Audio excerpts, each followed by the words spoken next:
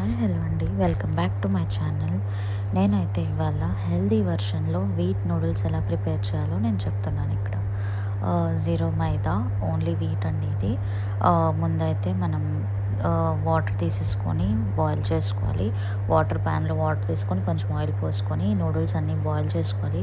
ఇలా మంచిగా బాయిల్ అయ్యాక స్ట్రెయిన్ చేసుకొని కొంచెం ఆయిల్ పోసుకోవాలి, అది అంటుకోకుండా.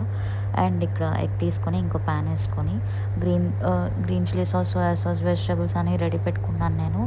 ఇక్కడైతే onions, spring onions, capsicum and carrot, garlic అన్నీ రెడీ చేసుకున్నాను విత్ కొరియాండర్ ఆల్సో. ఓకే, ఇప్పుడు ముందుగా మేము కొంచెం బటర్ యాడ్ చేసుకొని ఇంకో ప్యాన్ మీద బటర్ మెల్ట్ అయ్యాక ఏదైతే ఎగ్ ఉందో అది మంచిగా బీట్ చేసుకొని స్క్రాంబుల్ చేసుకోవాలి. ఎగ్ మొత్తం బాగా స్క్రాంబుల్ చేసుకొని ఫ్రై చేసుకొని పక్కన పెట్టేశాక మళ్ళీ బటర్ వేసి మళ్ళీ ఆనియన్స్ మంచిగా ఫ్రై అయ్యేంత వరకు వెయిట్ చేయాలన్నమాట. మీకు కావాలనుకుంటే గార్లిక్ పేస్ట్ వేసుకోవచ్చు. నేను ఇక్కడ గార్లిక్ క్లోవ్స్ వేసాను కట్ చేసి. అండ్ మేము ఇక్కడ తర్వాత అది ఫ్రై అయ్యాక మొత్తం వెజిటేబుల్స్ అయితే నేను యాడ్ చేసేసుకున్నాను.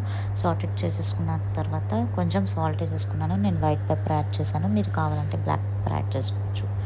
ఓకే, అండ్ ఇక్కడ vinegar, chilli sauce and soya sauce, ఈ మూడు మనం బాగా మనకు కావాల్సినంతగా యాడ్ చేసుకొని బాగా కలిపేసుకొని కొంచెం డ్రై అయ్యాక నూడిల్స్ ఏదైతే ఉన్నాయో బాయిల్ చేసుకున్న నూడిల్స్ అందులో వేసేసుకొని మంచిగా కలిపేసుకోవాలి కలిసేంత వరకు.